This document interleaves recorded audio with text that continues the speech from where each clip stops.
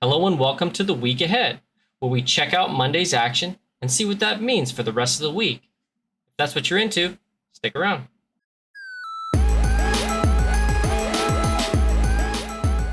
All right. Happy Monday, everybody. I hope you guys had a fantastic weekend. Starting off the week, market didn't really move that much.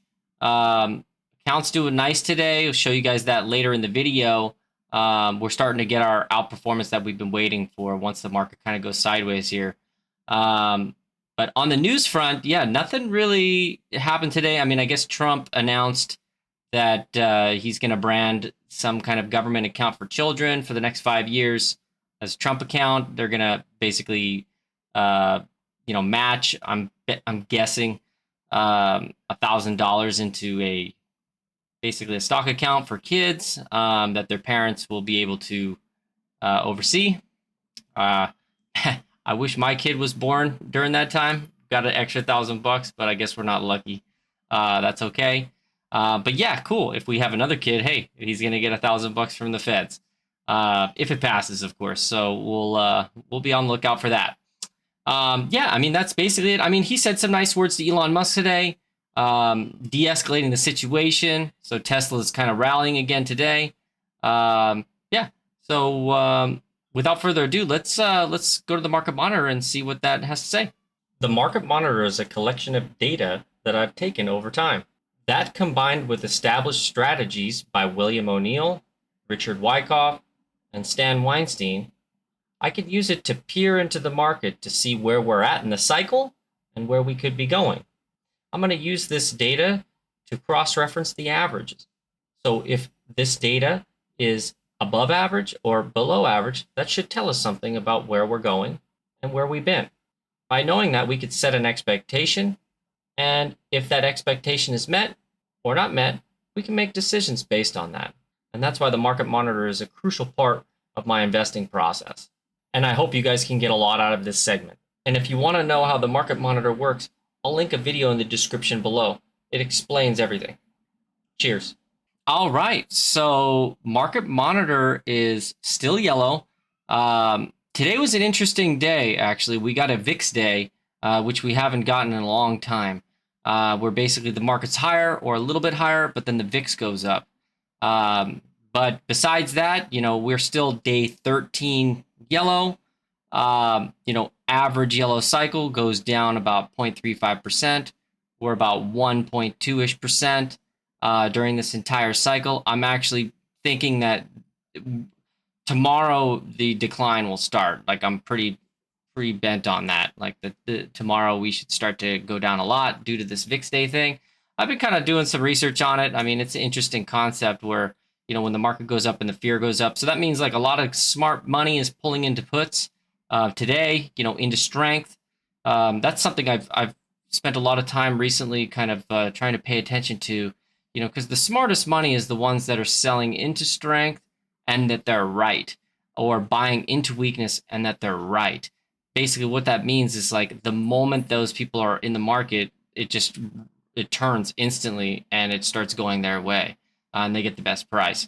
So I've been kind of studying these VIX days, and we'll have to see. So my bet is that tomorrow and the rest of the week we should see some downside. Distribution day 5. So if we get another down day, typically day 6 distribution days are pretty bad. So maybe like a 1% move down or something like that. So we'll keep monitoring that. So moving onwards to the stage analysis. I mean, it continues to improve, and I'm thinking even when this dip happens, it's going to improve even more. So we got 53% of stocks in stage 2 uptrends, 18% of stocks in stage 1. That's pretty bullish. I think that number will get to about like 25 or 30 during this pullback. 8% of stocks in stage 3 and 21% of stocks in stage 4, which means up, downtrends right there. Moving onwards to why I think, the rally's over today is we're starting to get the trend indicator, signaling here. It's above 1.3, so people are really kind of hitting the bid rather than the ask. So yeah, I just think a lot of people are selling into this strength here. We have 81 stocks that have moved 21% in 5 days. It's starting to get extended here. 70 higher highs. Um, yeah, a lot of stocks are ending at the lows of the day today. If you look at the Bear C indicator here, and yeah, moving onwards to 5% moves. Not that many 5% moves. The short-term momentum up is at 172, still accelerating, but I think starting tomorrow it should pull back here because they're selling into strength. Once this rubber band is already pulling apart here. And then the TD sell is starting to tick up. It's at 443. So that's typically, it's starting to get decent for people to start selling into this thing. And the anxiety index is kind of stuck. It's just at 23, which is good long term. Yeah, I mean that's basically everything that the market monitor's got going on. Yeah, so our bet is that the pullback will happen. Our account's kind of set up for that. So we're just gonna wait and see. But yeah, let's go check out the portfolio and see what's going on. For those of you who don't know, I've been an investor for over 10 years and a full-time swing trader for the last 5. In August of 2024, I welcomed my first child into the world. To build his financial foundation, I funded a $100,000 account for him, which I'm growing using a personalized 60-40 portfolio approach. This channel will document that journey. My goal is to create educational content so that one day my son can learn how I grew his account and apply it himself one day. To follow the portfolio's every move, check the link in the description below. I attach it to a website that tracks every trade. Drop your questions or thoughts in the comments. I'd love to hear from you guys along the way. Cheers. All right, so what I'm going to start doing from now on, because this website's kind of not doing the total account value correctly, I'm just going to start quoting, on the Schwab account. So, yeah, I mean, portfolio's sitting at 107. We're up 1.1% today, nicely outperforming the market. And we're hoping, as this thing goes down, we're going to just keep outperforming even more, because this account's supposed to outperform more when the market goes down, even though we're outperforming when it goes up. So we're pretty excited about that. Yeah, what other kind of things are we looking at? Yeah, for those of you who are new to the channel, basically this portfolio is a bond portfolio.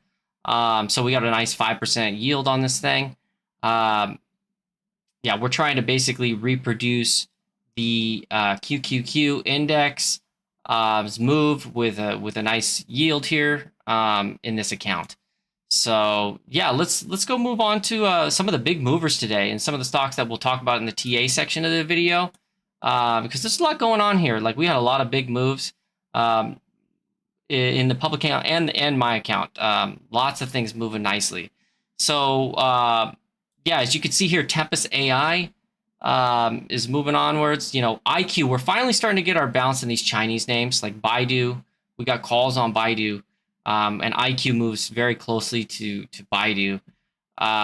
So we're starting to finally get some moves out of this thing. Tesla, of course, we never sold that. We sold puts on it. So we're doing pretty well on those. And then Celsius, I thought it was a buyout, but now it's just loose again. So now it's starting to move. And then Bitcoin, we have this high income Bitcoin ETF that's, tax advantage, distributions. So we like this NEOS, high income ETF. Yeah, interesting action. I should say, this Warner Brothers Discovery, they finally announced that they're going to, kind of split up the company.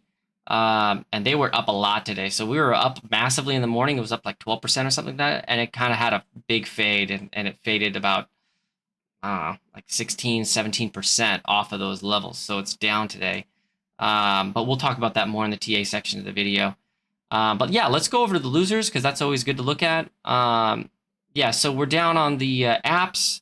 That thing pulled back 9%. I mean, it was just going straight up in preparation for this earnings, and so now it's kind of, the earnings are on the 16th, so next week, so it's just gonna get volatile here. So we're just hanging out. We had sold some calls on that thing, and yeah, we're just watching that. A lot of tech stuff seems to have sold off today. Innodata, Grab, which is a delivery service in Vietnam or something.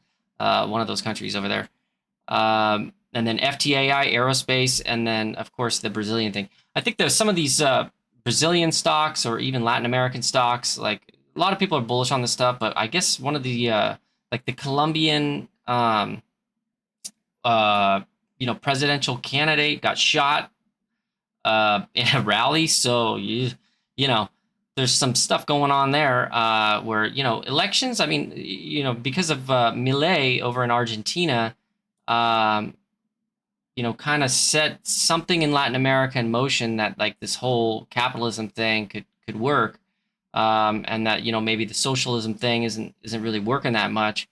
Starting a little political movement there. So if we start getting some better people in office, that'd be good. But anytime you kind of try to change the status quo, yeah, people get shot down there. So monitoring that, and hopefully everything works out. So yeah, I mean, besides that, I mean that's kind of the portfolio update. So let's go move on to some TA and yeah, go from there. All right. So what you guys are looking at here is the Russell 3000, the ticker symbol IWV. And what I have here is basically the cycle average line imposed over the chart. And so as you can see, I thought yellow was going to end about right here. And we're a little bit above it or going past it. So above average, once it goes to red, we'll adjust and then move this red over a little bit to compensate for the new cycle here. But this was the cycle when we first started, and that's kind of how we get the expectation here. So now we're above average, looking for a dip here. Yeah, because you can see the volume kind of picked up. We're up on the day, but we're kind of like the range is getting smaller and smaller. So if you see here, like this is something to watch out for. Whenever you're trading anything or looking at any sort of asset, is you want to relate the volume with how much the candle has moved, how big the candle is. As you can see over here, these candles were moving, quite a bit, right? They're pretty big candles here, pretty big candle here, big candle here, and the volume was very low. Now, mind you, this is not like the most actively traded index, so it's a little interesting with the volume, but just bear with me for concept's sake. This is pretty much the same amount of volume, and like, look how small the spread is. So obviously, whenever the spread gets this small, a big move can happen. So I'd expect, they started the downtrend here. They gapped it up on everybody to make these shorts kind of like panic a little bit. And then, they can't hold it up because it's not fair value up here, is what I'm guessing. And so once they stop out everybody who got short on this day, they maybe 2 days or so, and then stop everybody out, and then they start to decline it. Yeah, it's just some interesting action here. So that's what I'm thinking. This thing is ready to go down. There's also, I mean, if you look here, let me see here. If you look here on this indicator up here, basically this is the distance, percentage distance from these moving average. So this is the quarterly moving average, and this is the yearly moving average. And so if you go back, throughout this entire uptrend, basically every time this thing gets to, let's say 6%, right there, 6% above the red moving average, this one right here, it pulls back. So 6% goes sideways, pulls back. 6% here goes sideways, pull back. 6% here goes sideways, pull back. And so right now we are sitting about, what is that, 8.5% above this moving average. So, the rubber band is just, stretched. So, yeah, there's just not a lot of edge in terms of the market for it to keep going higher. So that's a little market update for y'all. So yeah, let's move into some interesting action here. I'm just looking over here. This was the biggest mover of the day today. This is Warner Brothers Discovery. As you can see, like it gapped up, what is that, 9%? And at the high of the day, it was up 13.5%. And then it kind of dumped everything to go down, let's see, 15% intraday. So just like I was saying with Baidu, okay, when we had this candle right here, similar action. I'm thinking it could do Baidu. It's actually bullish longer term, depending on how it acts after this candle. So what this candle basically is, and why we always track these candles, is they're called significant bars. Okay, significant bars are major events on a chart. Okay, and significant bars are identified by the spread of the candle and the amount of volume that comes into the candle. Okay, and it identifies it as a significant bar. And basically, when you pin below this bar and above this bar, whichever way it can go, that's the way it's going to go for a long time. Okay, so we're going to monitor this, but if you kind of can compare, this is what we do. We do comparative analysis and Wyckoff analysis. If we compare this candle here, okay, which was on April when the world was ending for the millionth time, when Trump was doing some crazy stuff. This candle from the close here was down 13%. And then if you look at how much volume it took to move that candle down, that's a very bearish candle because it went down 30% on almost no volume at all. There's just no buyers and just people are getting out and nobody's supporting the stock. Okay, and then it happened again. Had nice follow through. It went down, let's say another 12%. So this thing was down like 25, 30% in 1 day, or sorry, 2 days. Very bearish, right? So, but now look, we have a direct comparison. It's in the same spot as this one. Oh, and I just so you guys can see, this is the scene of the crime. I always like to put these there, scene of the crime area, and that's where they sold it again. But this time, if you look at it, okay, we moved at this same spot, same exact spot where they gapped it up. And then this time, it moved down 9.5% on, let's see, like 250% more volume. So it's kind of looking like, if you compare it to over here, there's a lot more buyers in here, and it's very bullish. So, and they couldn't even get it below this, and buyers stepped in. They couldn't break anything with all this effort, and they couldn't even get it to the quarterly moving average like they did in Tesla. You see, if they did in Tesla, they got it to the quarterly moving average. Same exact thing. There's a lot of these bars happening, by the way. And we'll monitor it. Like if it gaps up into that candle on WBD, it's going to be bullish, like Tesla's bullish. I mean, it's kind of interesting. You guys are lucky. Like there's many of these down bars that you can kind of learn from. There's the GME one where it goes here, boom, and then it didn't gap that much. It was still hanging out by the low of the candle, and it still rallied, right? We have the Baidu example where it went like here, and it actually went down a little bit more past the candle, and then now it's starting to gap up above and go higher, right? And now we have the WBD example, which, in my opinion, like the location of it, this thing should be stronger than all of them. Okay, so we're betting that this thing should gap up and it should keep going higher. So,